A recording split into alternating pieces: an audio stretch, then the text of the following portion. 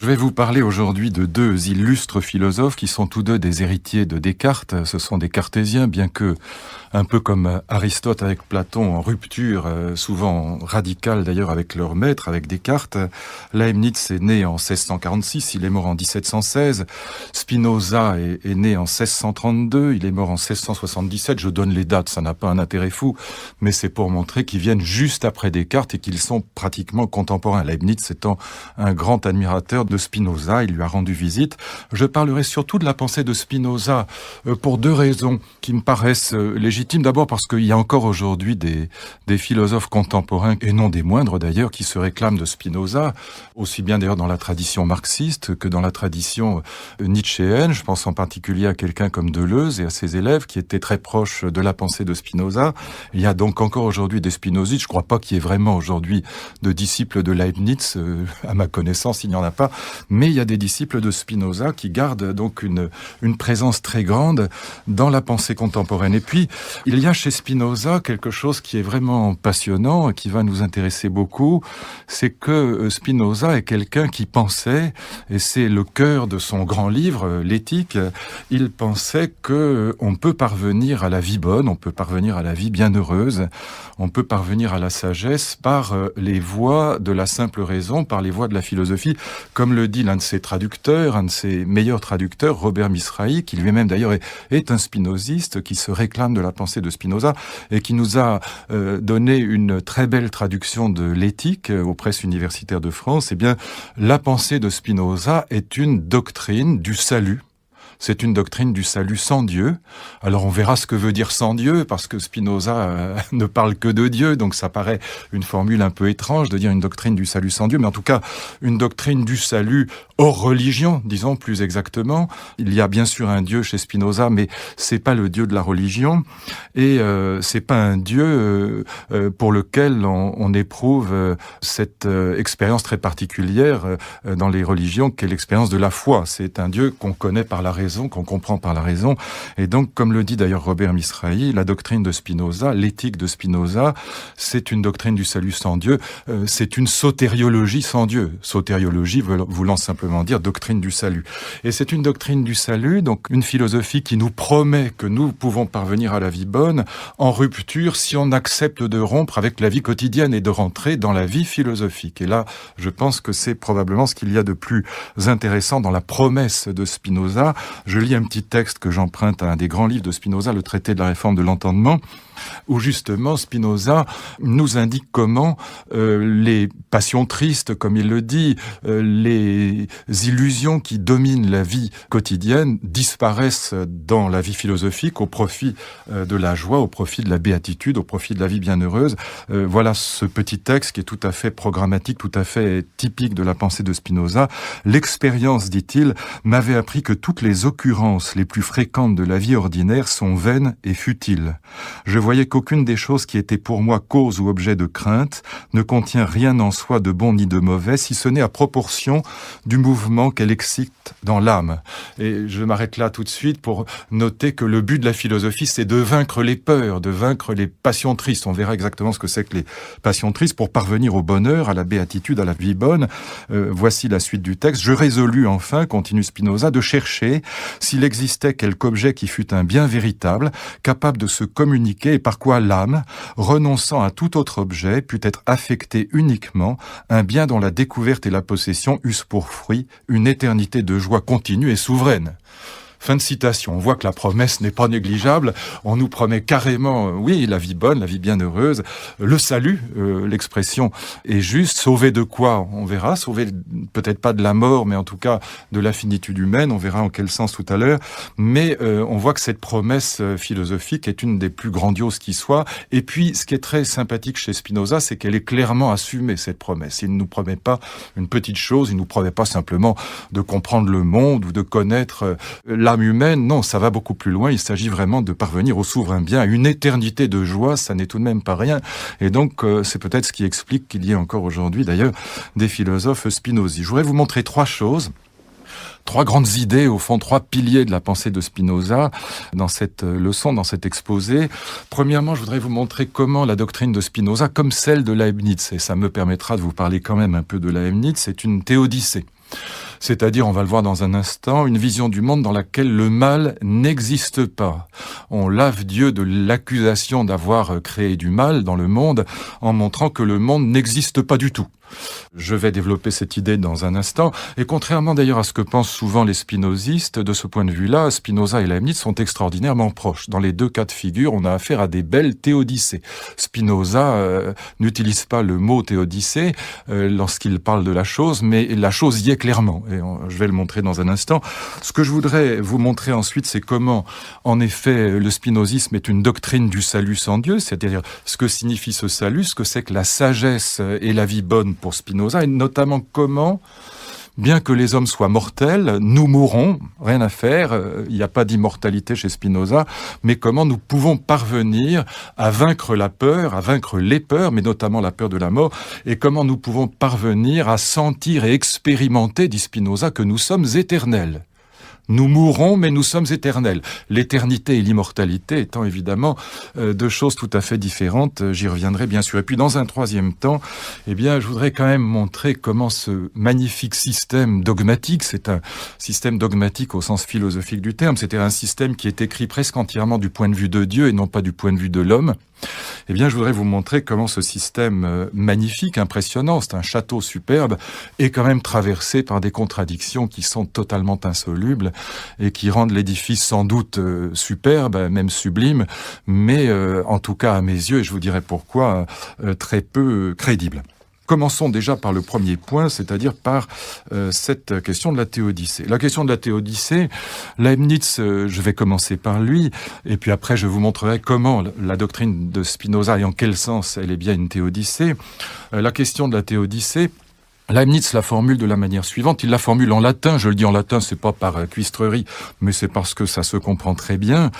Si Deus est, unde malum. Si Dieu existe, d'où vient le mal? Comment expliquer qu'il y ait du mal dans le monde? Si Dieu est bon, s'il est en plus tout-puissant, comme le dit la théologie chrétienne en particulier, alors s'il est bon et tout-puissant, comment expliquer qu'il y ait du mal dans le monde? Habituellement, je vais à l'essentiel, je vais pas développer cette idée trop longtemps, mais la question est assez compréhensible, c'est la question du mal.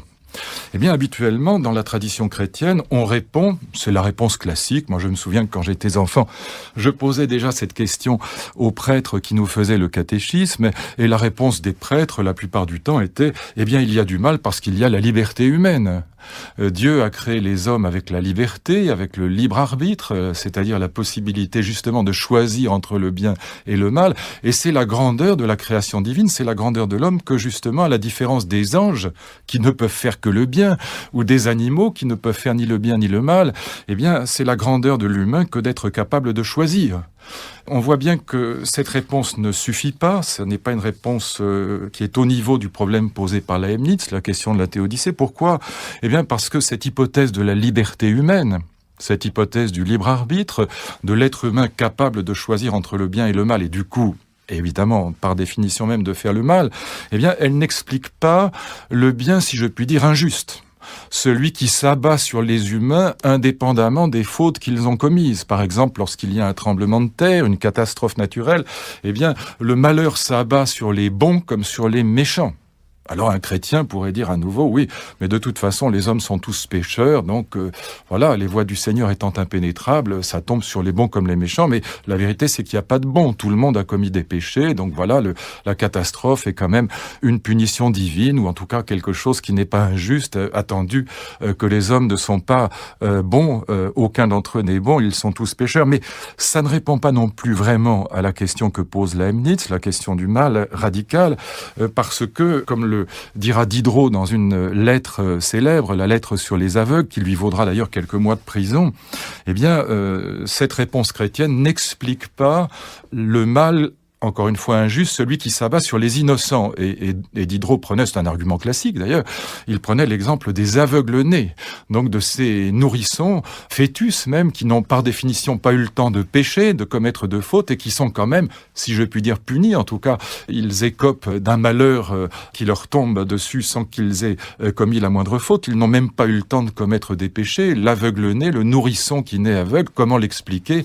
De deux choses l'une, disait déjà Diderot, et c'est déjà la pensée de Leibniz, ou bien Dieu est bon. mais alors il n'est pas tout-puissant. Sinon, il interdirait cette chose atroce qu'est l'enfant handicapé. Ou bien Dieu est tout-puissant, mais alors c'est encore plus terrible, c'est qu'il n'est pas bon. Et il est comme les enfants qui arrachent les ailes des mouches ou les pattes des fourmis. Dieu joue avec nous comme un enfant sadique avec les animaux. Et donc, un père bienveillant ne laisse pas à Auschwitz ou le génocide du Rwanda ou que sais-je, ou même le tremblement de terre de Lisbonne, martyriser les humains. Un père ne laisserait jamais ses enfants jouer comme ça. Et donc, ou bien Dieu est puissant, mais il n'est pas bon, ou bien Dieu est bon, mais il n'est pas puissant. Et donc, on a un problème théologique classique. Et c'est à cette question, si Deus est unde malum, si Dieu existe, d'où vient le mal, que Leibniz et, je le montrerai tout à l'heure, Spinoza entreprennent de répondre en expliquant comment le mal n'est qu'une illusion. Le mal n'existe pas. Voilà pourquoi Dieu est juste. Le mot théodicée est formé à partir de deux mots grecs. Théos, Dieu. Dikē, c'est la justice. Dieu est juste. Théodicée, pourquoi ? Eh bien, parce que justement, le mal n'existe pas. Le mal n'est qu'une illusion des ignorants, une illusion de la conscience naïve, une illusion de la conscience commune. Mais du point de vue du philosophe, du point de vue de Dieu, du point de vue du sage, eh bien, le mal n'existe pas. Leibniz prend un exemple qui est tout à fait parlant. Il dit, voilà, imaginez que on vous place devant un tableau magnifique. Alors ce tableau, c'est l'image du monde, c'est une métaphore du monde.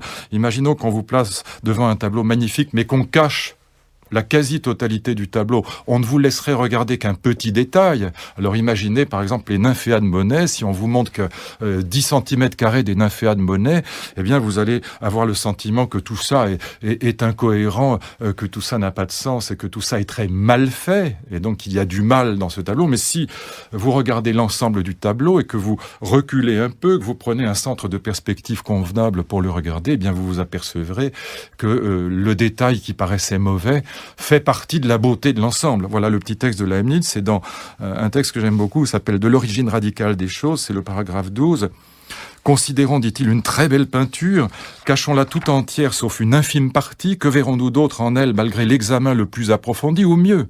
D'autant plus qu'on l'examinera de plus près, sinon un amas confus de couleurs sans choix et sans art, et cependant, le voile une fois retiré, en considérant tout le tableau d'un centre de perspective convenable, on comprendra que ce qui paraissait appliqué au hasard sur la toile a été pour l'auteur l'œuvre d'un art suprême. Et bien de la même manière, quand on regarde le monde de trop près, de son tout petit point de vue d'ignorant et non de sage, eh bien on a le sentiment qu'il y a du mal dans le monde, mais quand on regarde la totalité du monde, on s'aperçoit qu'en vérité, ce que nous prenons pour un mal fait partie de la beauté et de la perfection de l'ensemble. Pourquoi ? Eh bien parce que Dieu, selon Leibniz, c'est-à-dire une des grandes différences avec Descartes, pour Descartes, Dieu est au-dessus des vérités de raison. Dieu aurait pu faire que 2 + 2 = 5, dit Descartes. Eh bien, pour Leibniz comme pour Spinoza, au contraire, Dieu est soumis à la rationalité. Dieu a créé le monde en suivant des principes rationnels et notamment en suivant 3 principes fondamentaux dont il faut que je vous dise un mot parce que ce sont l'application, plutôt c'est l'application de ces 3 principes qui va permettre de comprendre pourquoi le monde globalement ne comprend absolument aucun mal. Il est absolument parfait, le monde. Et c'est simplement quand on regarde de trop près et qu'on est ignorant qu'on a le sentiment qu'il y a du mal. Et donc le Dieu de Leibniz comme celui de Spinoza, c'est un Dieu qui est intégralement rationaliste. Mon vieux maître Alquier, mon vieux professeur Alquier, qui fut d'ailleurs aussi le professeur, le maître de Gilles Deleuze, disait toujours, en plaisantant, mauvaise plaisanterie, mais je l'évoque parce que c'est un bon souvenir, un souvenir heureux, que c'était un très grand historien de la philosophie. Il disait toujours, le Dieu de Leibniz, c'est comme moi, il est plein de calculs. Voilà. Eh bien, il est plein de calculs, en effet, parce qu'il a ces 3 principes en tête. Quels sont-ils, ces 3 principes ? Alors, je vous les indique très rapidement, et ça vous permettra de comprendre pourquoi le monde est en vérité parfaitement rationnel, et pourquoi il ne comprend pas de mal, sinon en apparence. Le premier principe qui va présider à la création du monde, et qui va permettre donc cette magnifique théodicée leibnizienne, c'est le principe fondamental de la logique, c'est le principe fondamental de la rationalité, entre tous les principes le plus important, c'est le fameux principe de non-contradiction qui définit la sphère des possibles. Qu'est-ce que ça veut dire ? Eh bien, ça veut dire que Dieu, il est soumis à ce principe comme n'importe quel mathématicien, comme n'importe quel scientifique. Il ne peut pas se contredire. Ça veut dire quoi ? Ça veut dire que, par exemple, Dieu ne peut pas créer un cercle carré. Un cercle carré, c'est une contradiction en soi, si je puis dire. Par définition, le cercle ne peut pas être carré. Donc Dieu ne peut pas créer un cercle carré. Descartes pensait que Dieu aurait pu créer un cercle carré. S'il avait voulu, il aurait pu inventer un autre système de rationalité que celui que nous connaissons. Mais pour Leibniz, Dieu est soumis au principe de non-contradiction. Et donc, voyez pourquoi ça définit les possibles. Parce que ce qui contredit le principe de contradiction, ou comme on l'appelle aussi le principe d'identité, n'est pas possible. Dieu ne peut pas créer un cercle carré. Mais en revanche, Dieu aurait très bien pu créer, par exemple, un cheval à 6 pattes, ou des éléphants à 12 pattes, ou des rhinocéros roses. Il n'y a pas de contradiction logique dans l'idée d'un cheval à 6 pattes. Alors pourquoi il n'existe pas ? C'est ce qu'on va voir avec le deuxième et le troisième principe qui président là aussi à la création du monde et qui sont tout aussi importants que le premier. Contrairement d'ailleurs à ce que croient souvent les spinozistes, Dieu est soumis aussi bien aux deux autres principes qu'au premier. Donc le premier principe définit la possibilité logique. Le deuxième va définir la possibilité réelle. Ce qui peut réellement exister. C'est le principe de raison suffisante. Le principe de raison suffisante, Leibniz le formule de la manière suivante. Rien n'est sans raison. C'est le principe de causalité. Rien n'advient sans cause, rien n'advient sans raison. Tous les événements du monde ont leur raison d'être, leur cause. Ça veut dire quoi ? On retrouvera ça chez Hegel, que le réel est rationnel et que le rationnel est réel. C'est la fin de l'alchimie du Moyen-Âge, de la représentation d'un monde dans lequel il y a des forces mystérieuses, des forces occultes. Non, il n'y a pas de mystère dans la nature.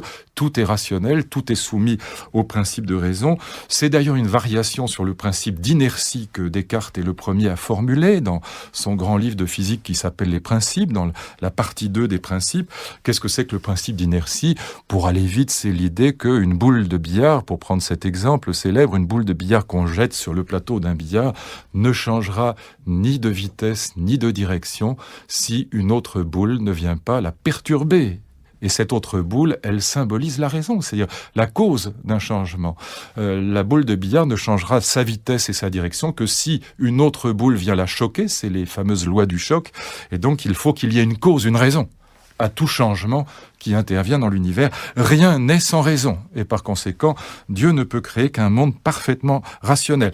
J'ajoute tout de suite, et vous verrez pourquoi c'est très important, et là encore une fois, les spinozistes, la plupart du temps, se trompent sur Leibniz. Le principe d'identité et le principe de contradiction définit la nécessité, ce que Leibniz appelle la nécessité géométrique. Donc Dieu ne peut pas contredire ce principe, mais le principe de raison définit une nécessité qui est aussi puissante que la nécessité logique ou géométrique. C'est ce que Leibniz appelle la nécessité morale. Et donc Dieu ne peut pas s'exempter du principe de raison davantage que du principe d'identité. On verra pourquoi c'est très important dans quelques secondes. Vient ensuite le troisième principe. Le premier principe définit les possibles. Le deuxième principe définit les possibilités réelles et non plus simplement logiques. Et le troisième principe va définir l'existence. À chaque fois, on a un cran vers la création. Il s'agit de savoir à partir de quel principe Dieu va créer le monde. Et ce troisième principe, c'est le principe du meilleur, ce que Leibniz appelle le principe du meilleur. Déjà, un grand mathématicien, Fermat, un mathématicien français, avait formulé ce principe. On le retrouve d'ailleurs bien avant Fermat chez un philosophe du Moyen-Âge, Occam. C'est le fameux rasoir d'Occam. Qu'est-ce que c'est que ce rasoir d'Occam ? C'est l'idée qu'il ne faut pas, comme dit Occam, multiplier les entités sans nécessité. Qu'est-ce que ça veut dire ? Fermat est un mathématicien, vous allez comprendre tout de suite ce que c'est que le principe du meilleur en songeant à ce qu'est une démonstration mathématique, même si on n'est pas soi-même mathématicien, c'est très compréhensible. Le principe du meilleur, le livre de Fermat s'appelle d'ailleurs De maximis et minimis, des maximums et des minimums. La meilleure démonstration mathématique, c'est celle qui produit le maximum d'effets en utilisant le minimum de principes et le minimum de détours. Ça veut dire quoi ? Entre deux démonstrations qui parviennent au bon résultat toutes les deux, la meilleure démonstration, la plus élégante, comme disent les mathématiciens, c'est un principe d'économie. C'est celle qui fait le moins de détours et qui utilise le moins de postulats pour parvenir au bon résultat. Autrement dit, le principe du meilleur, c'est le principe selon lequel Dieu va créer un monde qui produira le maximum d'effets avec le minimum de causes, le maximum d'êtres avec le minimum de principes initiaux. C'est un principe d'élégance, d'harmonie dans la création. Eh bien, le fameux rasoir d'Occam, c'est ça. Il ne faut pas multiplier les entités sans nécessité. Ça veut dire que, par exemple, dans une démonstration mathématique, il ne faut pas faire des détours inutiles, même si on arrive au bon résultat. On aura une meilleure note dans un concours de mathématiques de très haut niveau entre 3 ou 4 candidats qui ont tous atteint le bon résultat. Celui qui sera premier, c'est celui qui a fait la démonstration qui est la plus conforme à ce que Leibniz appelle le principe du meilleur. Eh bien voilà comment Dieu va faire exister les possibles. Il va faire exister parmi ce réservoir de possibles qui est dans son entendement, possibilités logiques définies par le principe de contradiction, des possibilités réelles définies par le principe de raison. Eh bien, dans ce réservoir de possibles, il va faire exister le maximum de compossibles, c'est-à-dire le maximum d'êtres compatibles entre eux. Et donc, il va créer un monde harmonieux qui sera, au fond, c'est ce que les écologistes appelleraient aujourd'hui la diversité, au sens de la diversité des espèces. Il va créer le maximum d'espèces vivantes, par exemple, mais avec le minimum de principes, c'est-à-dire en créant un monde qui, du coup, sera le plus harmonieux possible. Et pourquoi, dans cette perspective-là, ça implique qu'il y ait l'apparence du mal ? Que nous, les petits humains, en regardant ce monde, nous ayons le sentiment qu'il y ait du mal. Eh bien, dit Leibniz, et il prend un exemple très parlant, ce principe du meilleur fait que Dieu va créer toute la hiérarchie des êtres. Entre les êtres qui sont handicapés et ceux qui sont des champions avec un physique sublime, entre les êtres qui sont parfaitement idiots et ceux qui sont des génies, il y aura toute la hiérarchie des êtres. Et Leibniz prend cet exemple, il dit, bien sûr, si Dieu avait voulu, il aurait pu créer 1000 Virgiles, ça veut dire 1000 génies dans ce monde, mais le monde est beaucoup plus riche et beaucoup plus intéressant et beaucoup plus harmonieux si on crée toute la hiérarchie des êtres entre l'imbécile et le génie, plutôt que de multiplier sans raison les Virgiles à l'infini. Il vaut mieux avoir un monde dans lequel il y a toutes sortes d'êtres, toutes sortes de diversité des espèces comme des êtres humains. Ce monde est beaucoup plus riche et beaucoup plus intéressant que si tous les êtres humains étaient clonés sur un archétype parfait. Et on s'ennuierait à mourir, et ce monde ne serait pas conforme au principe du meilleur. Et donc, ça implique qu'il y ait des aveugle-nés, par exemple, ou qu'il y ait des imbéciles, ou qu'il y ait des handicapés de naissance, et donc, ou aussi qu'il y ait des catastrophes naturelles, et tout ce que nous prenons pour du mal fait partie en vérité de la richesse du monde, dès lors que, comme pour le tableau, on regarde l'ensemble. Et puis, peut-être encore une remarque, et là, je l'annonçais, pourquoi est-ce important de comprendre que Dieu est soumis également aux 3 principes, et pas simplement au premier, parce que très souvent, les spinozistes qui n'aiment pas beaucoup Leibniz disent, voilà, Leibniz pense que le monde, et c'est en effet la formule de Leibniz, c'est incontestable, est le meilleur des mondes possibles, et que Dieu aurait pu créer d'autres mondes que celui qu'il a créé. Mais c'est tout à fait faux. Bien sûr, la formule est chez Leibniz, mais la vérité, c'est que si logiquement, il est vrai que Dieu aurait pu créer d'autres mondes que le monde réel, logiquement, du point de vue de la nécessité géométrique. En revanche, du point de vue des 2 autres principes auxquels Dieu est parfaitement soumis, et il constitue ce que Leibniz appelle la nécessité morale, Dieu ne peut créer qu'un seul monde. Le monde réel. Autrement dit, chez Leibniz comme chez Spinoza, le réel et le possible sont parfaitement identiques. Dieu est soumis au principe de raison, il est soumis à la nécessité morale tout autant qu'à la nécessité géométrique, et par conséquent, Dieu ne pouvait en vérité, en fin de parcours, que créer le monde que nous connaissons. Il n'y a pas d'autre monde possible. Oui, logiquement, oui, mais pas réellement. Il n'y a qu'un seul monde réellement possible, c'est le monde que nous connaissons, et par conséquent, chez Leibniz comme chez Spinoza, alors il faut bien faire attention à ça, c'est l'idée la plus difficile à comprendre, et c'est la plus importante de toutes pour comprendre ces 2 systèmes. Le possible et le réel coïncident parfaitement. Comme le dira un des plus grands interprètes de Spinoza, un petit philosophe allemand, je dis petit parce qu'il n'est pas très connu, qui s'appelle Jacobi, et qui écrit à un autre philosophe du XVIIIe siècle, à Mendelssohn, un disciple de Spinoza. Il écrit de très belles lettres sur la doctrine de Spinoza. Eh bien, Jacobi montre très bien que Spinoza, c'est la vérité de Leibniz, que le système de Spinoza est la vérité du système de Leibniz, c'est que dans les 2 systèmes, le monde est parfait et il est le seul possible. Réfléchissez bien à ça encore une fois, essayez de vous représenter ce que ça veut dire qu'un monde dans lequel il n'y a pas de différence entre le possible et le réel. Tout est nécessaire. Autrement dit, dans le monde tel que nous le connaissons, aussi bien pour Leibniz que pour Spinoza, tout ce qui arrive nécessairement, il n'y a pas de contingence. Autrement dit, les choses ne peuvent pas être autres qu'elles ne sont. C'est ça la nécessité. Le monde est parfait. Il n'est pas simplement le meilleur des mondes possibles, il est le seul possible réellement, même s'il n'est pas le seul possible logiquement. Il est le seul possible réellement, et ça veut dire encore une fois qu'il n'y a pas d'événements imaginables autrement que les événements que nous connaissons tels qu'ils arrivent.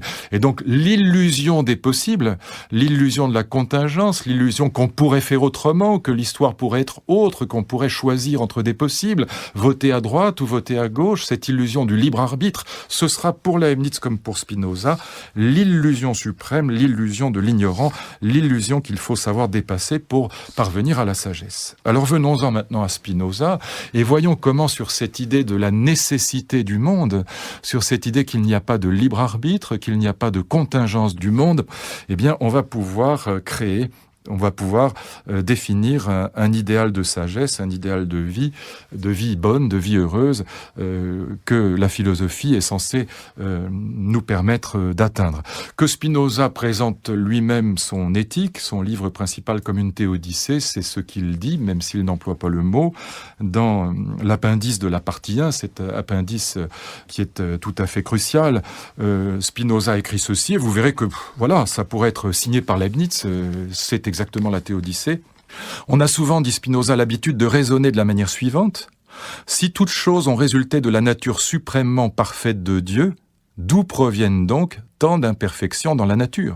Vous voyez, si Deus est, unde malum, c'est le même problème que celui de Leibniz. Si Dieu existe et si Dieu a créé le monde, alors pourquoi toutes ces imperfections ? Ces imperfections, continue Spinoza, comme la corruption fétide, la laideur nauséabonde, la confusion, le mal, la faute, etc. Il est aisé, comme je viens de le dire, de réfuter cet argument à ceux qui demandent pourquoi Dieu n'a pas créé les hommes tels qu'ils puissent se gouverner eux-mêmes sous la seule conduite de la raison. Autrement dit, pourquoi a-t-il créé des imbéciles, des fous, et pas uniquement des sages, pas uniquement des Virgiles, et des génies, dirait Leibniz? Eh bien, je ne donne qu'une réponse, qui est que la matière, écoutez bien, c'est tout à fait du Leibniz, que la matière ne lui a pas manqué pour créer toutes sortes de choses, depuis le plus haut degré de perfection jusqu'au plus bas.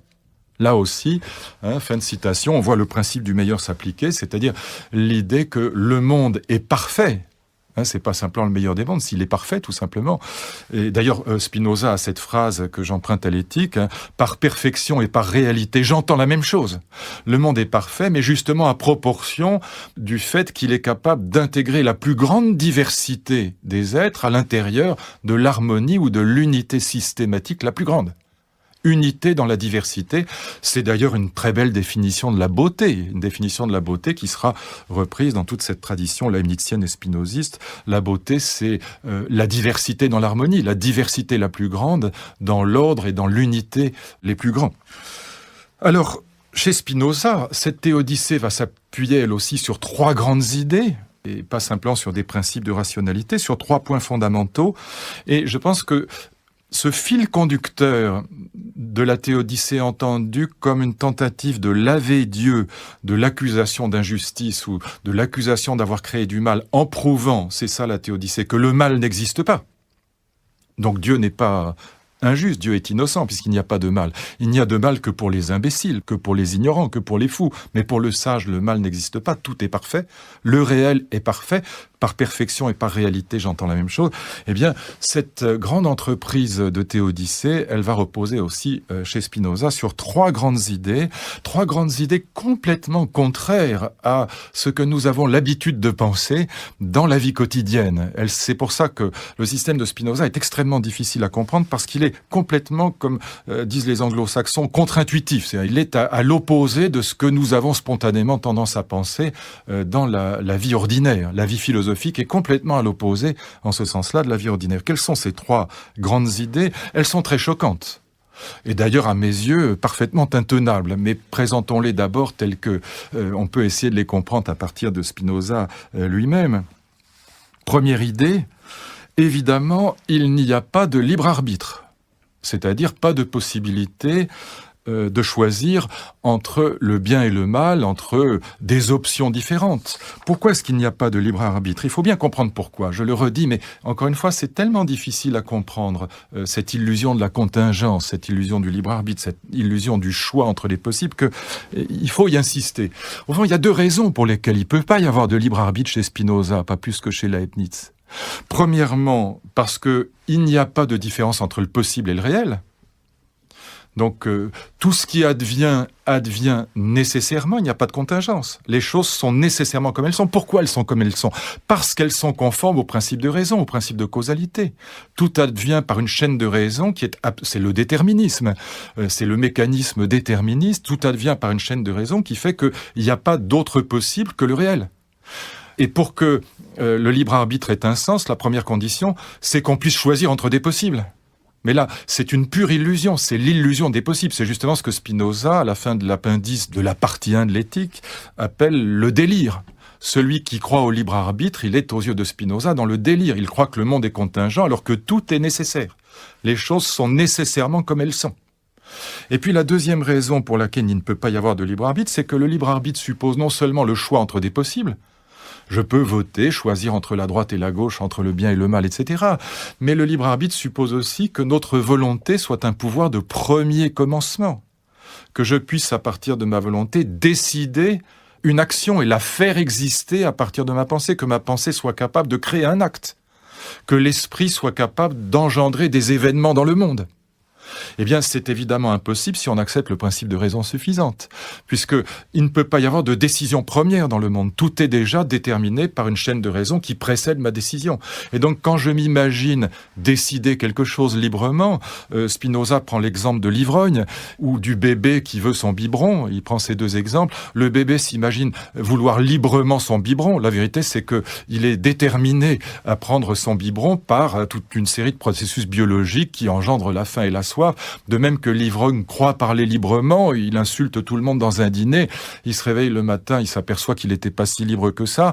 Et bien de la même manière, la vérité c'est qu'il n'a pas du tout parlé librement, il a été complètement déterminé par l'alcool. On retrouvera d'ailleurs des exemples amusants dans Jacques le Fataliste, qui est un livre spinoziste, donc le célébrissime roman de Diderot, où pour prouver le déterminisme à son maître, Jacques le Fataliste détache sournoisement une sangle qui retient la selle du cheval de son maître. Le maître monte sur le cheval, il tombe évidemment du cheval avec la selle qui s'est décrochée, il va battre Jacques, son valet, et Jacques lui explique après qu'il a monté toute l'opération pour lui prouver qu'il était complètement déterminé et qu'il avait exactement prévu tout ce qui allait arriver. Bon. Et donc les deux conditions du libre arbitre, l'existence de possibles distinctes du réel, d'options possibles distinctes du réel, et l'existence de la volonté comme une faculté d'engendrer dans le monde des actes qui seraient des actes spontanés, des premières décisions, des premiers commencements dans le monde, eh bien ces deux conditions disparaissent toutes les deux, invalidées par la toute-puissance du principe de causalité ou du principe de raison suffisante. Alors, dans une lettre célèbre, la lettre 58 à Schuller, Spinoza prend un exemple, qui est d'ailleurs à mon avis très mauvais, mais enfin peu importe, essayons de le comprendre comme il le comprend lui-même. Il dit voilà, d'où vient l'illusion de la liberté ? Parce qu'il faut après expliquer pourquoi nous avons l'illusion de la liberté. Constamment, nous imaginons que nous pouvons choisir que, je sais pas, si votre enfant est malade, vous pouvez choisir entre appeler le médecin et le laisser mourir, voilà. Et donc, constamment, on a le sentiment dans la vie quotidienne, quand un juge rend un jugement dans un tribunal, il a le sentiment qu'il peut choisir de condamner ou de pas condamner, etc. Donc, constamment, nous sommes un politique, un militaire, une mère de famille, que sais-je encore, tous les humains ont le sentiment en permanence d'avoir des choix à faire, comme on dit. Et c'est une illusion totale pour Spinoza, comme pour Leibniz. C'est bien, il faut expliquer cette illusion. Et donc, il prend une image célèbre dans cette lettre à Schuller, cette lettre numéro 58. Il prend une image célèbre, c'est l'image de la pierre qui est jetée et qui, une fois qu'elle quitte la fronde ou qu'elle quitte la main du lanceur de la pierre, eh bien, en imaginant, dit Spinoza, qu'on dote cette pierre de la conscience, On imagine que la pierre a comme nous une capacité de conscience d'elle-même. Eh bien, la pierre qui a quitté la fronde ou qui a quitté la main du lanceur s'imaginerait, dit-il, être libre. Elle s'imaginerait d'être libre parce qu'elle continue à avancer, en quelque sorte, indépendamment de celui qui l'a jetée. Mais la vérité, c'est que cette imagination est une illusion totale. La pierre ne continue sa trajectoire que parce que quelqu'un l'a lancée, autrement dit, parce qu'elle a été déterminée par ce qui précède. Alors, il faut bien réfléchir à cette idée pour la comprendre, elle est pleine de ramifications. Voilà ce qu'écrit Spinoza dans la partie 1 de l'éthique, proposition 29. Dans la nature, il n'existe rien de contingent, mais tout est déterminé par la nécessité de la nature divine à exister et à agir selon une modalité particulière. Autrement dit, les choses sont comme elles sont et elles ne peuvent pas faire autrement. Tout ce qui advient est absolument nécessaire et ne pouvait pas ne pas advenir. Voilà l'idée numéro 1. La deuxième idée, c'est que du coup, le mal n'existe pas. Voyez bien pourquoi, à partir du moment où les actes des humains sont complètement déterminés par la nécessité, ils doivent, alors Spinoza ne cesse d'y insister, il le dit par tous les biais possibles et imaginables, les actes des humains ne peuvent pas être blâmés ni louangés.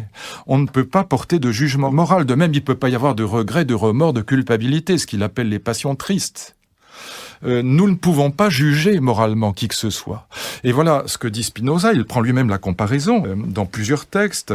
Les actions des criminels, les pires criminels qui soient, dit-il, même les crimes les plus atroces, ne sont pas plus blâmables, ne sont pas plus condamnables moralement. Hitler lui-même, on dirait aujourd'hui, pour prendre le plus grand criminel dans l'imaginaire collectif, et d'ailleurs probablement dans la réalité, mais peu importe, eh bien, les actes criminels les plus atroces qui soient ne peuvent pas, du point de vue du sage ou du point de vue de Dieu, c'est-à-dire du point de vue de celui qui voit toute la rationalité des événements et du monde, eh bien, du point de vue du sage ou du point de vue de Dieu, les actes les pires qui soient moralement parlant, qui nous apparaissent comme tels, ne peuvent pas être jugés davantage qu'un tremblement de terre ou une éclipse de lune, ou que la pluie qui tombe. C'est la même chose. C'est seulement pour l'imbécile, pour l'ignorant, qui est, on verra tout à l'heure dans ce que Spinoza appelle le premier genre de connaissance, c'est-à-dire dans l'illusion de la contingence, dans l'illusion des possibles, dans l'illusion du libre arbitre, qu'il y a de la morale au sens où nous l'entendons ordinairement. Mais du point de vue du sage, il n'y a aucune différence. Aucune entre les actes humains et les catastrophes naturelles ou les événements naturels. Encore une fois, aucune différence entre Hitler et un tremblement de terre. Voilà ce qu'écrit mon ami André Comte-Sponville dans un très joli article qu'il consacre à Spinoza, dans le dictionnaire de philosophie morale des presses universitaires de France. C'est un très bon papier sur Spinoza, écrit d'un point de vue spinoziste, qui n'est pas du tout le mien, vous verrez pourquoi tout à l'heure, mais essayons d'abord de comprendre. Comme toujours avec les grands auteurs, il faut d'abord essayer de les comprendre, et puis soyons un peu spinozistes, ne jugeons pas trop vite, essayons d'abord de comprendre Spinoza lui-même. Voilà ce qu'écrit André Comte-Sponville, et son texte est absolument parfait. D'ailleurs, il est pratiquement une paraphrase de Spinoza lui-même. Il est d'ailleurs criblé de citations de Spinoza. Alors, je vous les indique pas pour gagner du temps, elles seront dans le texte écrit. Il commence d'ailleurs par une formule qui est une formule deleuzienne. « On ne juge que ce qu'on ne comprend pas », écrit André Comte-Sponville, en se plaçant bien sûr du point de vue de Spinoza. On ne juge que ce qu'on ne comprend pas. Vous voyez bien pourquoi, je commente tout de suite. Si on comprend les raisons des événements, on ne peut plus les juger, puisqu'on comprend que par une chaîne de raisons, ils sont nécessaires, ils sont advenus nécessairement. Ainsi, l'enfant dira la pluie méchante, parce qu'elle l'empêche d'aller jouer dehors. L'adulte, dans la mesure où il connaît les causes de la pluie, renonce à la juger, et ne s'en protège que mieux. Mais cela vaut aussi pour les phénomènes humains que Spinoza compare explicitement aux intempéries. En effet, dans le traité politique, chapitre 1, paragraphe 4. L'homme n'est pas un empire dans un empire, il n'est qu'une partie de la nature dont il suit l'ordre ou à nos yeux le désordre. À nos yeux, mais à nos yeux d'ignorants. En vérité, il n'y a que de l'ordre. Qui condamnerait moralement une éclipse ou un tremblement de terre ? Personne, évidemment. Et pourquoi faudrait-il condamner davantage un meurtre ou une guerre ? Parce que les hommes sont responsables ? Disons qu'ils en sont les causes, mais eux-mêmes déterminés par d'autres causes qui le sont à leur tour par d'autres et ainsi à l'infini. Éthique 1.28. Il n'y a rien de contingent dans la nature. Éthique 1.29. Ni donc rien de libre dans la volonté. Les hommes ne se croient libres de vouloir que parce qu'ils ignorent les causes de leur volition. La croyance au libre arbitre n'est qu'une illusion et c'est pourquoi toute morale, si l'on entend par là ce qui autorise à blâmer ou à louer absolument un être humain, est illusoire aussi. Dès lors que tout suit de la nécessité de la nature divine, il faut admettre que tout ce qu'on pense être insupportable et mauvais, et là c'est une citation de Spinoza lui-même, et tout ce qui en outre apparaît immoral, digne d'horreur, injuste et vilain, cela provient de ce qu'on conçoit les choses d'une façon troublée, mutilée et confuse. Fin de citation. Autrement dit, nous ne jugeons que parce que nous sommes dans l'illusion de la contingence des événements. Mais dès lors qu'on comprend que les événements sont nécessaires, nous ne pouvons plus les juger. Comme l'écrit Deleuze dans un très bon petit livre sur Spinoza, mais enfin très bon et très spinoziste. Donc si on est spinoziste, on le trouve formidable. Si on ne l'est pas, c'est moins grandiose. Voici ce qu'écrit Deleuze. « Il suffit de ne pas comprendre pour moraliser ». La phrase est parfaite d'un point de vue spinoziste. Nous ne moralisons qu'à proportion de notre imbécilité, de notre ignorance, de notre illusion délirante de la contingence du monde. C'est parce que nous croyons que les choses auraient pu être autrement que nous jugeons. C'est parce que nous pensons que le meurtrier aurait pu s'abstenir de tuer que nous le jugeons. Il aurait pu faire autrement. Est-ce qu'il était libre ou pas? Le psychiatre intervient dans le tribunal pour essayer de décider s'il avait toute sa conscience ou pas, ou s'il était dans la démence. Non, pour Spinoza, ça n'a pas de sens. Entre un dément complet et un homme sain, aucune différence du point de vue du libre arbitre. Dans les deux cas, les actions sont nécessaires. Et nous ne croyons à la liberté que pour la liberté au sens du libre arbitre, que pour autant que nous ignorons les causes réelles de nos actions. Encore une fois, je relis Deleuze, il suffit de ne pas comprendre pour moraliser. Celui qui juge n'est qu'un imbécile, ça c'est moi qui l'ajoute, mais on peut renverser la proposition. Il suffit de comprendre pour arrêter de moraliser. Il suffit de comprendre les causes réelles des événements pour arrêter de moraliser. Il y a eu, dans les années 80 en Allemagne, c'est tout à fait passionnant de voir d'un point de vue spinoziste un immense débat sur le nazisme entre les historiens qu'on appelle fonctionnalistes et puis les historiens libéraux. Et les fonctionnalistes expliquaient que, en gros, à partir du traité de Versailles, de la fin de la guerre de 14, etc., le nazisme était inévitable. Et que ça devait arriver, que c'était nécessaire. D'un point de vue spinoziste, il n'y avait pas de contingence dans la naissance du nazisme. Et évidemment, les libéraux leur reprochaient, à force d'expliquer, de justifier, au sens où le monde est parfait, le monde est nécessaire. Parfait, non pas au sens où c'est le meilleur, au sens simplement où ce qui est ne peut pas être autrement qu'il n'est. Et donc, plus on explique le nazisme, disaient les libéraux, plus, d'une certaine manière, on le justifie. On montre qu'il n'était pas possible de faire autrement. Hitler ne pouvait que tuer ceux qu'il a tués. Voilà ce qu'écrit encore André Comte-Sponville. La phrase est parfaite, mais on va voir que la traduction pose problème. Le microbe qui me tue ou qui me pique fait partie de la nature, et à ce titre, il n'est ni bon ni mauvais, qui me tue si jamais il me rend malade. Bon, n'exagérons rien, mais le microbe qui me pique ou qui me tue fait partie de la nature, et à ce titre, il n'est ni bon ni mauvais. Il est ontologiquement parfait, pourrait-on dire, et moralement innocent. Mais qui contesterait qu'il est mauvais pour moi? Oui, le microbe est mauvais pour moi. Autrement dit, le mal n'est que relatif à l'ignorant, à celui qui est dans l'illusion des possibles. Oui, le microbe est mauvais pour moi. Mais si je me place du point de vue de Dieu, et non plus de mon point de vue d'ignorant ou d'imbécile, mais si je me place du point de vue de Dieu ou du sage, je comprends que le microbe fait partie de la perfection divine, de la perfection de la nature. Si je traduis, et que, suivant Spinoza, c'est pas tiré par les cheveux, je remplace le mot microbe par le mot nazi, ça donne la phrase suivante. Le nazi qui s'amuse à torturer les juifs fait partie de la nature et à ce titre il est divin, au sens où la nature est divine, Deus sive natura, comme dit Spinoza. Il est donc ontologiquement parfait, le nazi, et il est moralement innocent, si je me place du point de vue de Dieu. Mais qui contesterait qu'il soit mauvais pour le juif, à la santé duquel il nuit gravement? Il y a là, évidemment, si on traduit quelque chose, et je le fais exprès, bien sûr, il y a quelque chose qui nous incite à réfléchir. Est-ce que vraiment ça marche comme ça? Est-ce que vraiment il faut se placée du point de vue de cette sagesse-là. Et elle est incontestable, la phrase, du point de vue de Spinoza. Donc Spinoza ne cesse d'y insister. Il faut traiter, et d'ailleurs c'est même toute sa philosophie, il faut traiter les phénomènes humains comme des phénomènes naturels. Et l'immense illusion, c'est de distinguer les deux en termes de responsabilité, de condamnation morale, etc. Troisième pilier, donc c'est en ce sens-là que le mal n'existe pas. Il suffit de ne pas comprendre pour juger moralement. Et réciproquement, celui qui comprend ne juge plus. Le débat entre les fonctionnalistes et les libéraux est une merveilleuse illustration de cette problématique spinoziste. C'est le troisième point. Du coup, si la liberté au sens du libre arbitre n'existe pas, qu'est-ce que c'est que la liberté ? Eh bien, la liberté pour Spinoza, c'est l'intelligence de la nécessité, comme il dit, ce qu'il appelle encore l'amour intellectuel de Dieu. Le sage est libre, il est vraiment libre, non pas parce qu'il a le choix, mais parce qu'il a fini par coïncider avec le point de vue de Dieu. C'est ce que Spinoza appelle la connaissance du troisième genre. On va y venir dans un instant. Mais le sage, c'est celui qui juge le monde, c'est-à-dire qui en vérité ne le juge pas, qui comprend le monde en se plaçant du point de vue de Dieu, c'est en comprenant que tout est nécessaire, qu'il n'y a pas de possible, qu'il n'y a pas de contingence, qu'il n'y a pas de libre arbitre, donc il n'y a pas de mal, et qui par conséquent, si je puis dire, est totalement zen. Il cesse d'être dans les passions tristes, d'être dans la honte, dans les remords, dans les culpabilités, et il est, du coup, ayant évité toutes ces passions tristes, il est dans le bonheur le plus parfait. Il n'est plus troublé par ses remords, ses regrets, ses culpabilités, les hontes, les hésitations. Est-ce que je dois faire comme ci, est-ce que je dois faire comme ça? Tout ça n'a plus de sens, évidemment.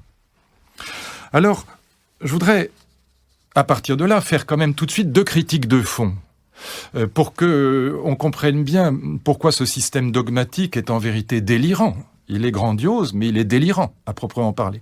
C'est-à-dire que c'est pas la liberté qui est délirante, comme le dit Spinoza, c'est le système de Spinoza qui est totalement délirant.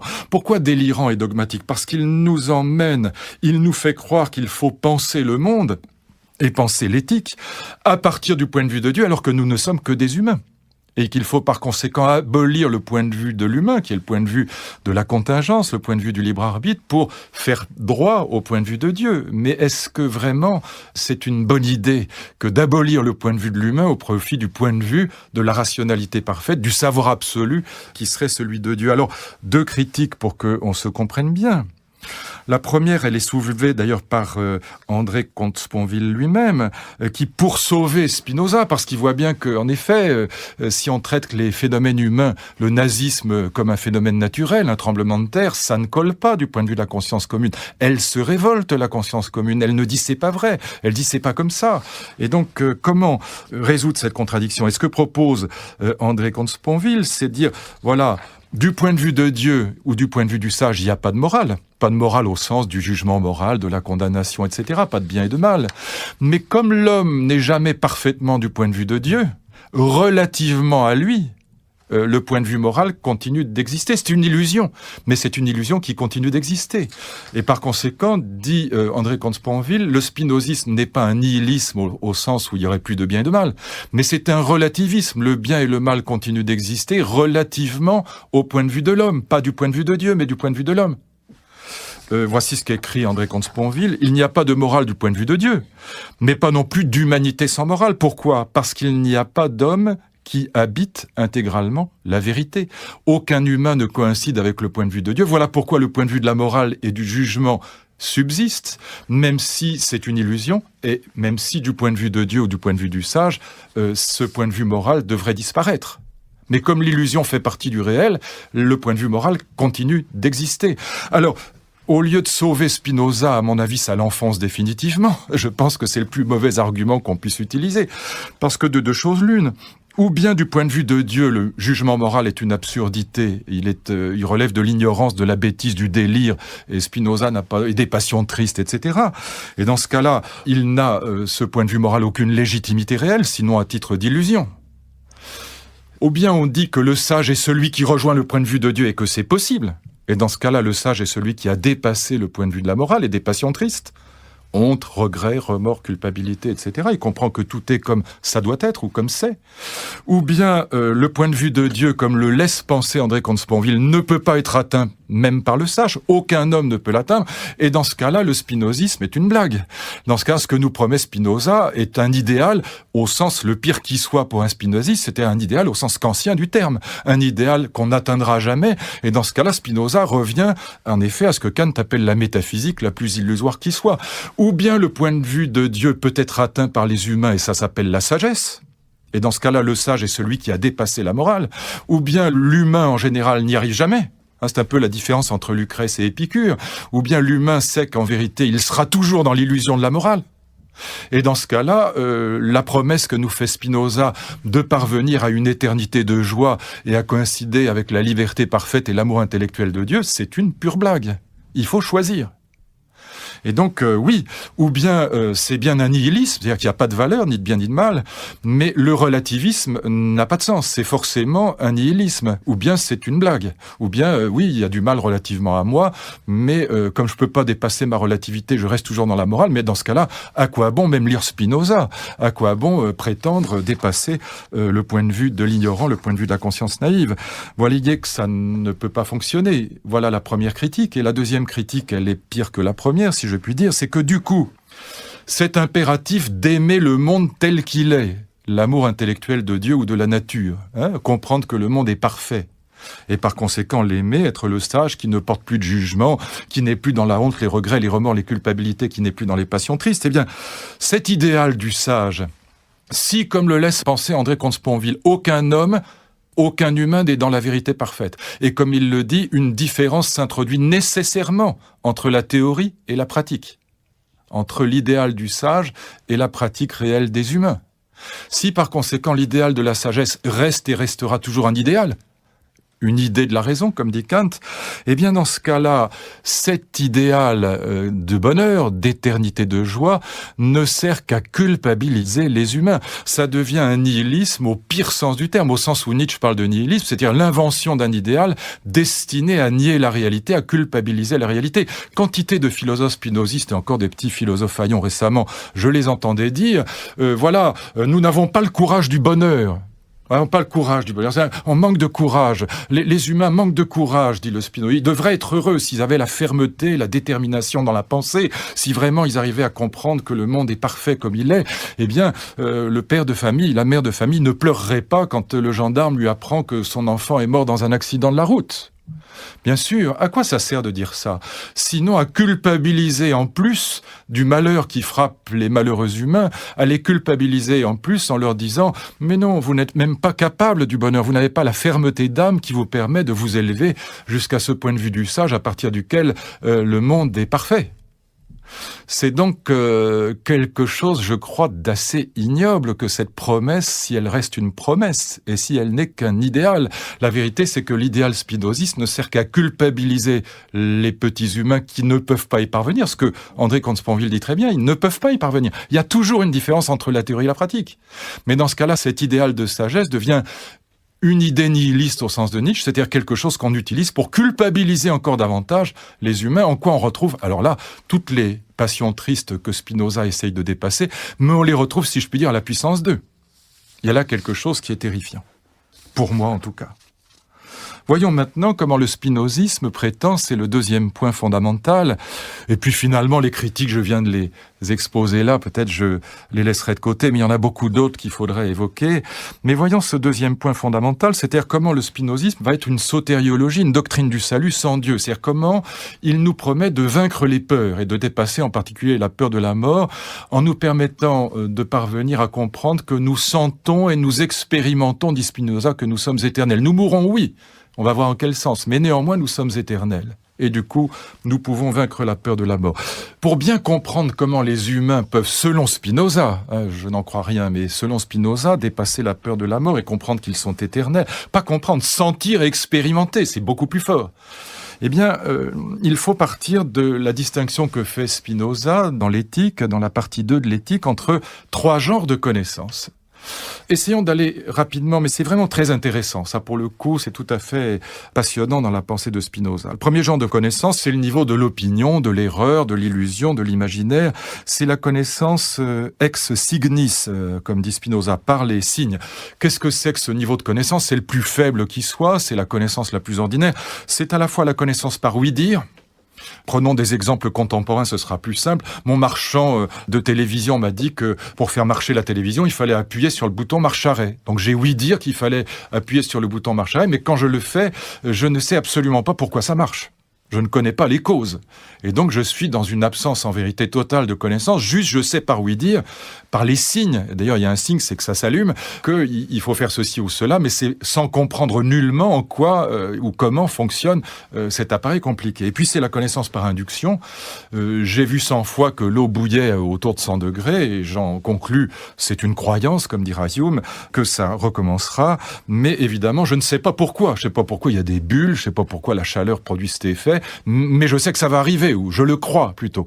Je suis dans le registre de l'imaginaire, des signes, des images. Pourquoi l'imaginaire? Parce que je n'en reste qu'aux images des choses. Je ne suis pas dans les causes réelles. Ça, c'est le premier genre de connaissance. Alors, voyez comme c'est intéressant chez Spinoza. Toujours, il y a un lien entre connaissance et morale, entre théorie et pratique. C'est le plus bas niveau de connaissance, mais c'est aussi le plus bas niveau de la sagesse. On est le plus loin du souverain bien. Pourquoi? Eh bien, regardez, comme ça, c'est très profond. Le système est très logique, il est parfaitement dogmatique et délirant, mais il est très très logique. Comme j'ignore les causes des actions ou des événements, comme j'ignore totalement les causes, je pense que le monde est contingent, qu'il n'y a pas de nécessité dans le monde, que par conséquent il y a des possibles. Ça pourrait être autrement. Ah, ça pourrait pas marcher, la télévision, je sais pas trop. Bon, comme je sais pas comment ça marche, je sais pas vraiment comment. Si elle s'allume pas, je sais pas pourquoi. Donc il y a des possibles constamment dans ce monde-là. Il y a une différence entre le possible et le réel. Et du coup, je suis dans le délire du libre arbitre, pour parler comme Spinoza. Sur le plan moral, je pense que les choses pouvant arriver autrement qu'elles n'arrivent, le monde n'étant pas nécessaire, je me permets de juger moralement tout le monde et son voisin. Et je suis par conséquent dans les passions tristes, parce que je me juge moi-même. Donc j'ai honte de ce que j'ai fait, je regrette, j'ai des remords, je me dis j'aurais dû faire ci, j'aurais dû faire ça. La contingence sur le plan théorique se paye du libre arbitre sur le plan moral. Des passions tristes par conséquent. Je ne suis pas dans la connaissance et donc pas dans la sagesse. Deuxième genre de connaissance. Alors, c'est très compliqué dans l'éthique, il faudrait aller plus loin, mais allons vite. C'est déjà la connaissance vraie, c'est la connaissance par les causes, mais c'est pas encore la connaissance parfaite. Pourquoi ? C'est essentiel. On pourrait presque dire, le premier genre de connaissance, c'est la doxa. Le deuxième genre de connaissance, c'est la science. C'est la physique et les mathématiques pour l'essentiel. Et le troisième genre, c'est la philosophie qui comprend la science, mais qui l'éclaire différemment. Vous allez voir en quoi. Pourquoi dans la science, par exemple, dans une démonstration mathématique, prenons cet exemple-là qui est bon. Dans une démonstration mathématique, quand ma démonstration est juste, par hypothèse, oui, j'ai bien démontré les choses, j'ai enchaîné les raisons, et donc je suis dans la connaissance vraie, je suis sorti de la doxa, de l'opinion de l'illusion.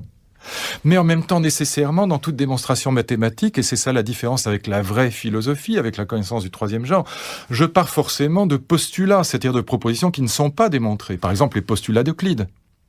Et donc je commence toujours par des postulats, par des propositions non démontrées pour parvenir à des théorèmes, qui eux sont démontrés, mais à partir de propositions qui ne sont pas. Et le mathématicien ne sait pas pourquoi il part de ces propositions-là plutôt que d'autres, et pourquoi ces propositions seraient vraies plutôt que d'autres.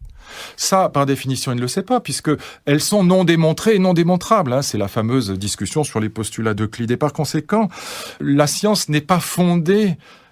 Ultimement, la science ne part pas des essences, comme dit Spinoza. Elle ne part pas vraiment de Dieu. Le savant n'est pas d'ailleurs un théologien.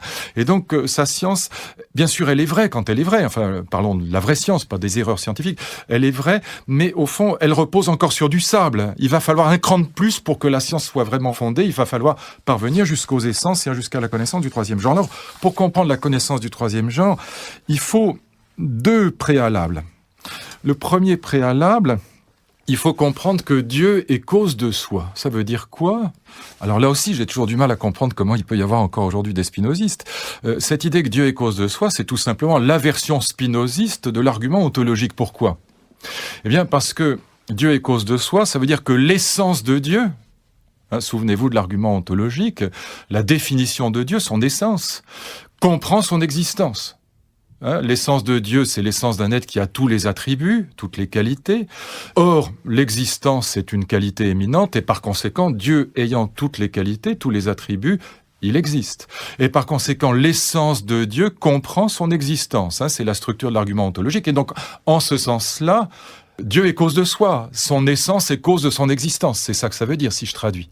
C'est la version spinoziste de l'argument ontologique. C'est pas du tout celle de Descartes, mais c'est bien celle de Spinoza. Par conséquent, deuxième préalable, nous sommes dans le panthéisme, puisque Dieu est infini, puisqu'il est tout. Alors, il a deux attributs qu'on connaît, qui sont eux-mêmes infinis. Pour Spinoza, je passe rapidement, c'est l'étendue et la pensée, mais il y en a une infinité d'autres. Il a tous les attributs, toutes les qualités. Et par conséquent, Dieu est égal à la nature. C'est ce qu'on appelle le panthéisme. Deus sive natura, Dieu ou la nature. Et là, on retrouve à l'intérieur de la nature la même distinction, si je puis dire, bien que ce soit un monisme, qu'à l'intérieur de Dieu. Il y a, de même qu'il y a l'essence de Dieu qui comprend son existence, en quoi il est cause de lui-même, eh bien, il y a, comme dit Spinoza, la nature naturans et la nature naturata, c'est-à-dire la nature naturante et la nature naturée. La nature naturante, c'est l'essence de la nature, qui correspond à l'essence de Dieu, c'est la même chose. Et puis la nature naturée, c'est l'existence de la nature. C'est la nature telle qu'elle existe, comme Dieu existe. Et Deus sive natura, tout ça est un monisme parfait. Il n'y a pas de différence entre les deux aspects de Dieu comme entre les deux aspects de la nature. Alors Hegel demandera pourquoi il y a une infinité d'attributs, pourquoi on les connaît pas. Alors bon, le système n'est pas parfait, je laisse ces critiques de côté. Disons aussi que l'âme, c'est l'idée du corps, dit Spinoza, que la conscience de soi, c'est l'idée d'idée, c'est l'idée que nous nous faisons de l'âme, de la vie de l'esprit, on dirait aujourd'hui. Je laisse tout ça de côté et j'en viens à cette connaissance du troisième genre. Eh bien, cette connaissance du troisième genre, vous voyez, là, ça correspond de même qu'au niveau du premier genre, l'illusion de la contingence engendre l'absence de sagesse. C'est le fait qu'on est dans le point de vue de la moralisation et donc dans le point de vue de l'illusion qui nous rend tristes, qui nous fait être privés du bonheur au profit, si je puis dire, des passions tristes. Et bien de la même manière, la connaissance du troisième genre va entraîner la sagesse, si je puis dire, parce que c'est la connaissance du monde à partir de l'essence de Dieu. La connaissance de la nature naturée à partir de la nature naturante. Et donc le sage est celui qui, se plaçant du point de vue de Dieu, comprend qu'il n'y a pas de contingence, que tout est nécessaire, donc il n'y a pas de différence entre le possible et le réel, et qui par conséquent se débarrasse des passions tristes, puisqu'il n'y a pas de différence entre le possible et le réel, exit la culpabilité, les remords, les regrets, les hontes, etc. Et les illusions des possibles, qui nous font hésiter, qui nous font croire qu'on a mal choisi, qu'on pourrait choisir autrement, etc. Et donc tous ces déchirements de soi disparaissent. Et par conséquent, j'atteins l'éternité. Pourquoi j'atteins l'éternité ? Je sens et j'expérimente que je suis éternel. Je vais mourir. Je ne suis pas immortel, mais je suis éternel. C'est-à-dire que les parties extensives, les morceaux de chair, disons pour parler simplement, qui constituent mon corps, vont d'ailleurs non pas disparaître, mais passer, se transformer, être absorbé par d'autres morceaux de nature, si je puis dire. Je vais pourrir dans la terre, par exemple. Mon corps, lui, va être, recyclé dans la nature. Donc je meurs, ça y a pas de doute. Je meurs, je suis pas immortel.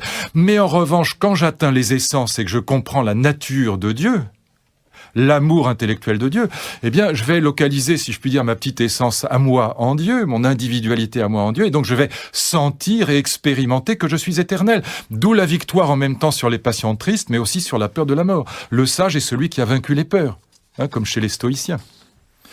Et donc on a là évidemment quelque chose qui est tout à fait rassurant si on y croit, totalement délirant si on n'y croit pas. Ce qui est évidemment mon cas, puisque j'ai cette conviction intime qu'on n'arrivera certainement pas à m'arracher, que je ne suis pas Dieu, contrairement à ce que Spinoza nous promet, et qu'il n'y a aucun risque ou aucune chance que je coïncide avec le point de vue qui est le sien, pour comprendre la nécessité du monde, le fait qu'il n'y ait pas de contingence, pas de possible, pas de libre arbitre, et du coup pas de passion triste. Alors les spinozistes me font toujours un peu sourire parce qu'ils prennent le bonheur, mais ils prennent pas Dieu avec.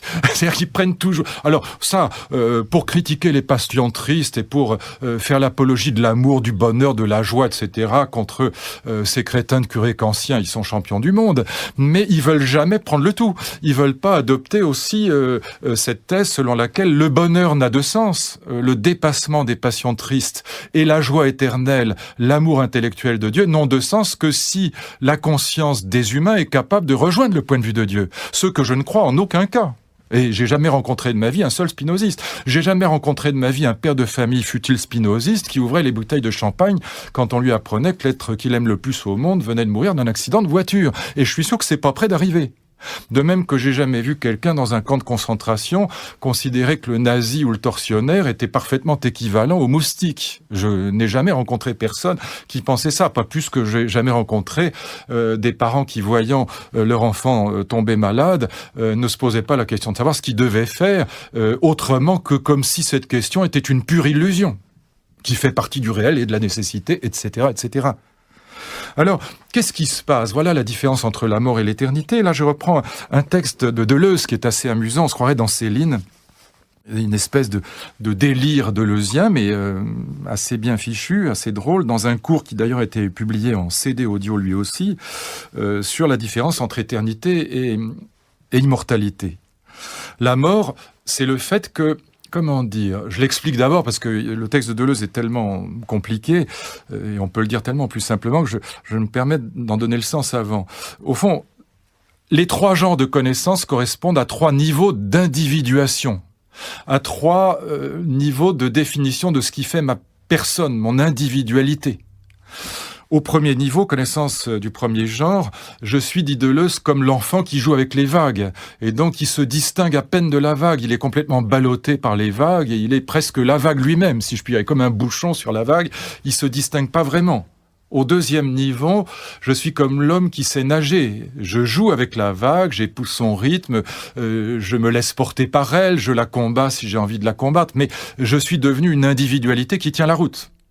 Et puis au troisième niveau, je suis encore à un niveau supérieur, je comprends que mon individualité, elle est définie en Dieu par une essence, par une définition essentielle qui est éternelle, qui fait partie de la structure éternelle du divin.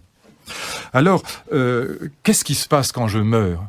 Eh bien, il se passe que les parties de mon corps, les parties extensives, comme dit Deleuze en reprenant le vocabulaire de l'époque, les morceaux de chair, pour parler plus simplement, qui constituent mon individualité corporelle, ma personne corporelle, comme mes empreintes digitales sont uniques, singulières.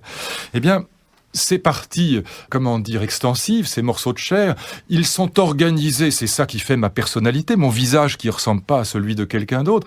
Eh bien, il y a une espèce d'organisation, il y a un certain rapport entre elles, qui est un rapport qu'on peut décrire au niveau de la connaissance du deuxième genre comme étant un rapport mathématique, c'est en vérité une intégrale, tout simplement. Pourquoi une intégrale ? Parce que les morceaux d'étendue qui composent mon corps sont des parties qui sont infiniment divisibles, ce sont des infiniment petits. On est dans l'infini actuel, comme on dit. Et donc, en mathématiques, l'intégrale, c'est justement ce qui permet de faire une sommation, non pas de quantité entière, mais de quantité infinitésimale. Et donc, ce qui définit mon individualité mathématiquement parlant, si je puis dire, je ne vais pas rentrer dans ces détails, mais c'est important quand même, eh bien, c'est ce qu'on pourrait appeler une intégrale. Qu'est-ce qui se passe quand je meurs ? Eh bien, il se passe que cette organisation de ma chair, de mes parties extensives, eh bien, il se passe que cette organisation, elle va, en quelque sorte, se corrompre au sens propre du terme et passer sous d'autres rapports, passer sous d'autres types d'organisation. Par exemple, si je me fais manger par un requin, pour prendre un exemple très simple à comprendre, eh bien, ma chair passera dans celle du requin et donc mon organisation individuelle passera sous l'organisation individuelle du requin, qui lui aussi, d'ailleurs, a son essence en Dieu. Il le sait pas, mais dommage pour lui, il manque de sagesse. Mais voilà, s'il le savait, il sentirait, il expérimenterait aussi qu'il est éternel, le requin. Bon, alors, Deleuze prend...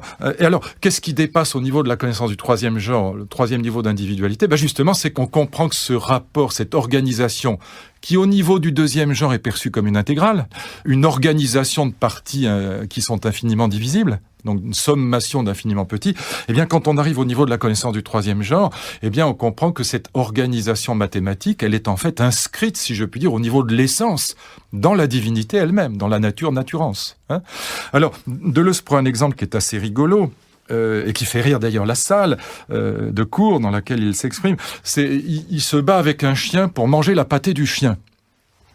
Alors, c'est les oppositions entre individus, dit-il. Il se bat contre le chien. Il s'agit toujours de savoir sous quel rapport finalement... Mais alors, pourquoi je vous lis le texte ? Parce que c'est la différence entre la mort et l'éternité. Il y a un enjeu derrière. Ça commence par la pâtée et le chien, mais il y a un problème métaphysique très important derrière. Dans les oppositions entre individus, là, il s'agit d'un conflit. Il s'agit toujours de savoir sous quel rapport finalement vont entrer tels ensembles finis de parties extensives. Si je me bats contre le requin, là il se bat contre un chien, finalement qui va gagner, c'est sous quelle organisation la chair va passer, si je puis dire. Si c'est le requin qui me mange ou si c'est moi qui le mange, c'est pas pareil. Les individus seront pas les mêmes en fin de parcours. Imaginez la triste situation suivante, et dit Deleuze, je me bats avec un chien pour manger une espèce de pâté. Bon, spectacle horrible. Comment le raconter ce spectacle ? Il s'agit de quoi ? Vous avez 3 termes, la nourriture, le chien et moi. Alors je mords le chien pour m'emparer de son aliment. Rire dans la salle de cours. Le chien me donne un coup de patte. Qu'est-ce qui se passe ? C'est quoi ça ? Eh bien, vous avez un ensemble infini de parties extensibles sous le rapport viande. c'est mal dit, pardon pour Deleuze, mais ça veut dire qu'il y a un ensemble de parties qui sont intégrées au sens d'une intégrale du côté de la viande. C'est-à-dire que la viande, ce morceau de pâté qui est par terre, c'est une intégrale, puisqu'il s'agit d'une sommation de parties qui sont infiniment divisibles, d'un infini actuel. Vous avez un ensemble infini de parties extensives sous le rapport chien. C'est l'individualité du chien. Et puis vous avez un ensemble infini de parties extensives sous le rapport moi. Et oui, ça c'est Deleuze. Bon. Et tout ça, ça tourbillonne, et tout ça, ça s'entrechoque, oui, puisque le chien et Deleuze se battent. À savoir, moi, je veux conquérir les parties extensives de la viande pour me les assimiler, c'est-à-dire leur imposer mon rapport à moi, faire qu'elles n'effectuent plus le rapport viande, mais qu'elles viennent effectuer un de mes rapports à moi. Alors, effectuer, là aussi, je trouve que c'est pas très clair, mais enfin, il faut que la viande passe sous mon individualité, mon organisation à moi, c'est ça que ça veut dire. Bon, le chien, il veut pareil. Le chien, je le mords, c'est-à-dire que je veux le chasser. Lui, il me mord aussi, etc., etc. On n'en sort plus. C'est le domaine des oppositions. L'opposition, c'est l'effort respectif de chaque existant pour s'approprier les parties extensives de l'autre. Qu'est-ce que ça veut dire s'approprier les parties extensives? C'est-à-dire qu'elles effectuent le rapport qui correspond à tel individu. Qu'elles rentrent sous l'organisation de cet individu et pas sous celle de l'autre. En ce sens, je peux toujours dire « je suis détruit par plus fort que moi ». Et en effet, tant que j'existe, c'est le risque de l'existence, c'est le risque de la mort.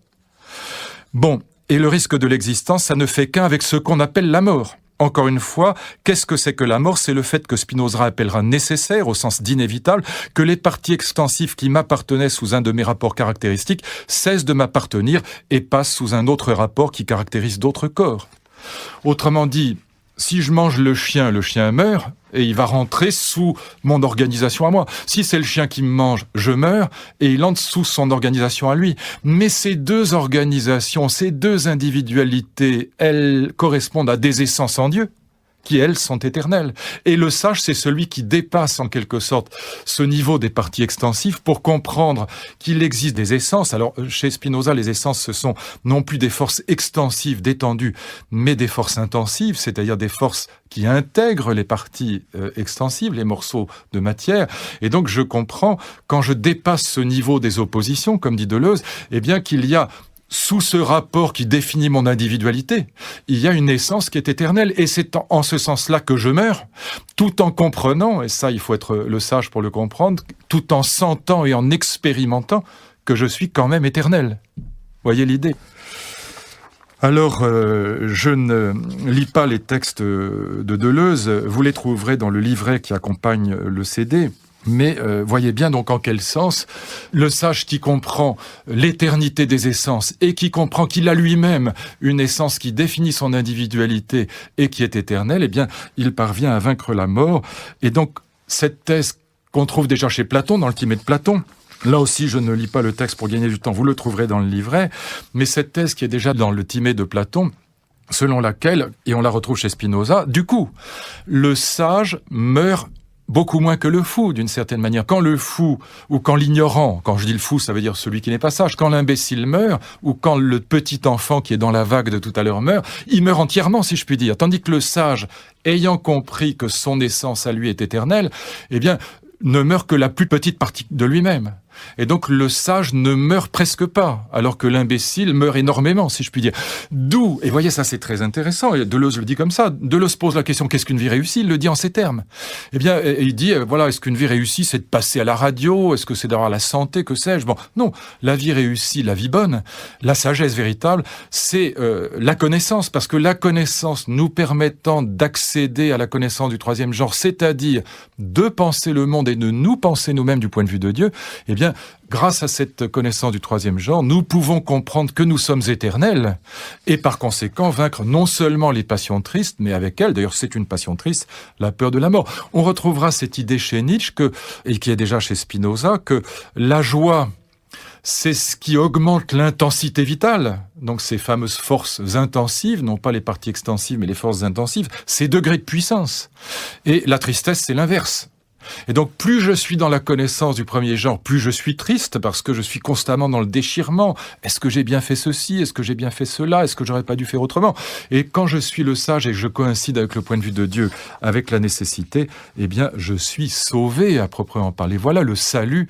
Alors, sans Dieu, vous voyez bien que c'est paradoxal de dire sans Dieu, mais sans la foi, ça veut dire sans le Dieu de la religion. C'est un Dieu qui n'est plus un Dieu des religions, si je puis dire, parce qu'il est complètement rationnel, ce Dieu-là. Il est la rationalité vérité elle-même. Il est Deus sive natura, il est la nature elle-même.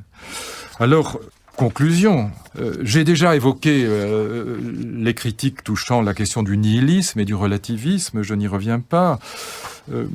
Peut-être 3 critiques très rapidement.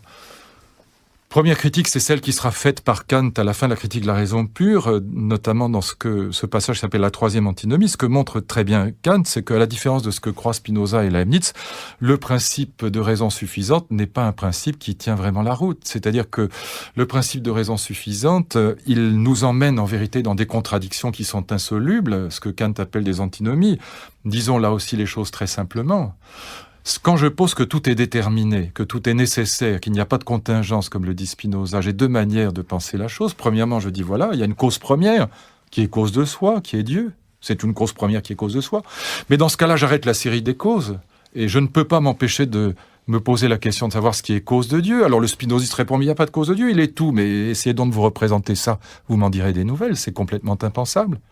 Ou bien je pose une cause première dans le monde, et dans ce cas-là, je contredis le principe de raison suffisante.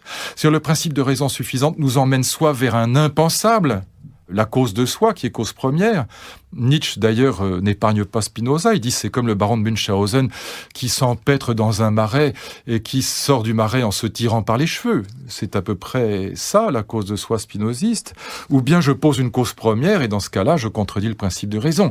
Et donc ce que Kant montre, c'est que le principe de raison n'est scientifique, n'est vraiment légitime que quand il est appliqué à l'expérience dans le temps et dans l'espace, mais dans ce cas-là, c'est un principe que le savant implique indéfiniment, sachant très bien le vrai savant, contrairement à Spinoza ou à Hegel, qui n'a pas de savoir absolu, qui n'a pas de science achevée. La deuxième critique, je ne la développe pas davantage, mais vous voyez bien que chacune d'entre elles, je vous les indique juste pour que vous en ayez l'idée. Il faudrait au moins 1 heure pour exposer et discuter chacune d'entre elles. La deuxième critique, c'est celle de Popper. Elle est très intéressante. Elle consiste à montrer que, contrairement à ce que croient la plupart des scientifiques, le déterminisme n'est pas un principe scientifique. Le déterminisme, c'est-à-dire la thèse selon laquelle toute chose a sa raison d'être, n'est pas un principe scientifique. Pourquoi ? Eh bien, contrairement à ce que s'imaginent encore une fois spontanément la plupart des savants, une proposition scientifique n'est scientifique que si elle est réfutable, falsifiable, comme dit Popper. Or, personne ne pourra jamais prouver qu'un événement est sans cause, par définition même. Mais ça ne veut pas dire pour autant que le principe est scientifique. Ça veut dire simplement qu'on ne peut pas réfuter cette proposition que tout est fait à une cause, que toute chose a sa raison d'être. Mais voyez, pour prendre un exemple et me faire comprendre, je ne peux pas non plus réfuter la proposition « Dieu existe ». Personne ne pourra jamais prouver que Dieu n'existe pas. C'est improuvable. Et ça ne plaide pas en faveur de cette proposition. C'est d'ailleurs pourquoi Dieu est un objet de foi, mais pas une proposition scientifique. La proposition Dieu existe est irréfutable. Elle est infalsifiable. De même que la proposition tout arrive avec une raison d'être est absolument infalsifiable, irréfutable. On ne peut pas imaginer une expérience qui la réfute, mais ça ne plaide pas en faveur de la scientificité de ces propositions, mais au contraire de leur caractère profondément métaphysique. Et là aussi, j'ai beaucoup de mal à comprendre comment il peut y avoir encore aujourd'hui des spinozistes. Et puis, troisième et dernière critique, c'est la plus profonde. Et Heidegger la comprendra à partir de Kant, en écrivant un grand livre sur Kant. Il y a 2 conceptions de la finitude, nous l'avions vu à propos de Kant. Il y a, comme chez Spinoza, comme chez Leibniz, il y a, et comme chez Descartes, c'est en quoi Leibniz et Spinoza sont quand même des cartésiens, il y a cette idée qu'on part de Dieu, on part de l'absolu, et l'homme est un manque, simplement un manque d'être par rapport à Dieu, un manque de connaissance, il est à la fois ignorant et pécheur, et donc on part de l'absolu pour, en quelque sorte, relativiser l'humain. Ou bien on fait comme Kant et Heidegger, et même Nietzsche, on part de l'humain, on part de l'expérience dans l'espace et dans le temps, on part de la finitude. Et Dieu n'apparaît que comme une idée. Moi, c'est mon objection principale contre Spinoza. Au-delà même des objections morales, je n'aime pas qu'on compare Hitler à un moustique. Mais au-delà de cette question morale, l'objection principale est la suivante, c'est que ça n'est pas, du point de vue des philosophes de la finitude, des phénoménologues, de Kant, de Husserl, de Heidegger, ça n'est pas Dieu qui relativise l'humain, c'est l'humain qui relativise Dieu. Si on part de la finitude humaine, si on part de cette idée que l'expérience l'expérience spatio-temporelle n'est pas dépassable, n'est pas surmontable, si on s'accroche ferme à l'expérience humaine, alors Dieu n'est qu'une idée de la raison. Et d'ailleurs, comme le dit André Comte-Sponville, il y a une différence entre la théorie et la pratique. Jamais aucun humain ne coïncidera avec le point de vue de Dieu. Et dans ce cas-là, Dieu n'est qu'une idée. Mais avec Dieu qui n'est qu'une idée, toute la promesse spinoziste, toute la sagesse spinoziste n'est elle-même qu'une idée régulatrice et non pas une réalité. Et si ça n'est pas une réalité, s'il n'y a pas de sage spinoziste, si aucun humain ne peut accéder à la connaissance du troisième genre, alors cette sagesse, cette prétendue sagesse, elle est extrêmement nuisible, elle est extrêmement néfaste parce que, encore une fois, elle prend la forme d'un nihilisme terrifiant, c'est-à-dire d'une entreprise de culpabilisation des humains qui n'a, à ma connaissance, dans l'histoire de la philosophie, peut-être qu'un seul équivalent, c'est le stoïcisme, qui, pour les mêmes raisons, me paraît à la fois un système grandiose et impressionnant, mais au sens propre du terme, c'est pas une insulte, totalement délirant, c'est-à-dire ayant totalement quitté la réalité humaine, c'est-à-dire la finitude spatio-temporelle, l'expérience qui est celle des hommes, qui ne pourront jamais, qui n'ont aucun intérêt à essayer, penser du point de vue